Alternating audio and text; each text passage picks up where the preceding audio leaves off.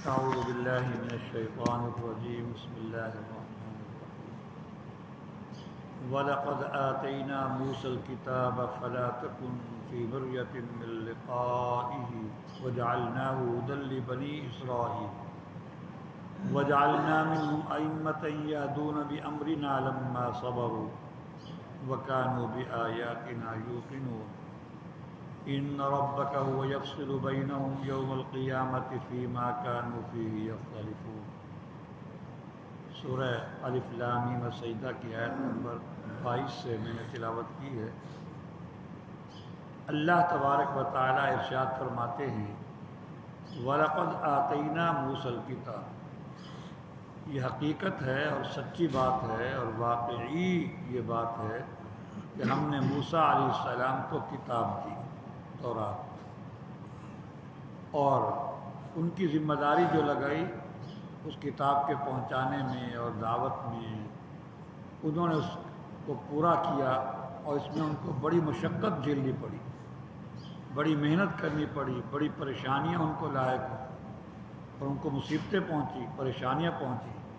فَلَا تَكُنْ فِي مِرْيَةٍ مِّن لِقَائِهِ، لہذا آپ بھی کتاب کے ملنے میں کسی قسم کی شک نہ کیجیے، اور جو ہے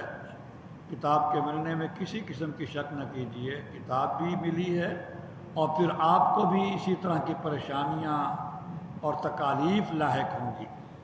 فَلَا تَكُنْ فِي مِرْيَةٍ مِّن لِقَائِهِ، لہذا جو ذمہ داری انہوں نے پوری کی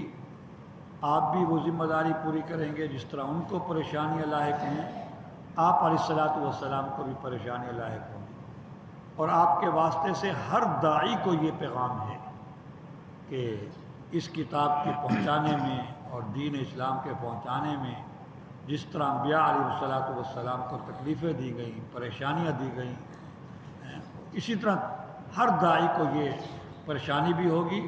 تکلیف بھی ہوگی، محنت و مشقت بھی اٹھانی پڑے گی۔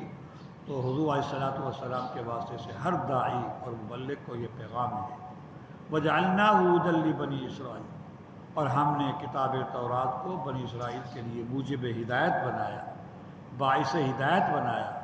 وَجَعَلْنَا مِنْهُمْ أَئِمَّةً يَهْدُونَ بِأَمْرِنَا، اور ہم نے بنی اسرائیل میں سے ایسے ایسے پیشوا اور مقتدا ہم نے پیدا کیے جو ہمارے حکم سے رہنمائی کیا کرتے تھے، ہمارے حکم سے مطلب ہمارے طریقے کے مطابق جو ہم چاہتے تھے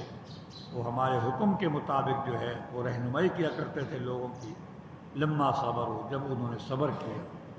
تو یہ دوسرا پیغام ہے کہ ہر داعی کو صبر بھی کرنا پڑے گا، اور یہ پہلے سے ذہن میں ہو کہ مشقتیں بھی جھیلنی پڑیں گی۔ تو جب انہوں نے صبر کیا تو وہ صبر کرتے ہوئے وہ ہمارے حکم کے مطابق جو ہیں وہ ہدایت دیتے تھے، رہنمائی کرتے تھے۔ وَكَانُوا بِآيَاتِنَا يُوقِنُونَ، اور انہیں ہماری آیتوں کا پورا پورا یقین تھا، ہماری آیتوں پر یقین رکھتے تھے۔ اور ہر داعی کی یہ شان ہونی چاہیے اللہ کے ہر حکم پر اسے پورا پورا 100% یقین ہو۔ اس یقین کے ساتھ جب وہ محنت کرے گا تو پھر اللہ پاک اس کا انشاءاللہ اس کا رزلٹ بھی دیں گے۔ إِنَّ رَبَّكَ هُوَ يَفْصِلُ بَيْنَهُمْ يَوْمَ الْقِيَامَةِ فِيمَا كَانُوا فِيهِ يَخْتَلِفُونَ، بے شک آپ کے رب ہی قیامت ان لوگوں کے درمیان میں قیامت کے دن ہی فیصلہ فرمائیں گے ان امور میں جن کے یہ اختلاف کیا کرتے تھے۔ یعنی دلائل کی حد تک تو فیصلہ اب بھی ہو چکا ہے، لیکن قیامت کے دن عملی فیصلہ ہوگا۔ جو اہل حق ہوں گے اللہ پاک ان کو جنت میں داخل کریں گے، جو اہل باطل ہوں گے اللہ پاک ان کو جہنم میں داخل کریں گے۔ اس وقت عملی فیصلہ ہوگا کہ حق پر کون ہے اور باطل پر کون ہے، لیکن دنیا کی زندگی میں دلائل کی بنیاد پر دلائل کی حد تک جو ہے فیصلہ ہو چکا، کیونکہ اگر فیصلہ نہ ہو تو پھر ہر کوئی یہی کہے گا جی واضح نہیں ہے، بات واضح نہیں ہے۔ اگر اللہ پاک نے جو عقل دی ہے انسان کو حق دیکھنے کی، سننے کی، سمجھنے کی، حق کو قبول کرنے کی، ان سب چیزوں کے اللہ پاک نے جو استعداد اور صلاحیت دی ہے، اگر یہ انسان صحیح طریقے سے استعمال کرے تو اسے حق واضح ہو جاتا ہے اور باطل واضح ہو جاتا ہے، دودھ کا دودھ اور پانی کا پانی ہو جاتا ہے۔ لہذا دلائل کی حد تک تو فیصلہ اب بھی ہو چکا، البتہ قیامت کے دن عملی فیصلہ ہوگا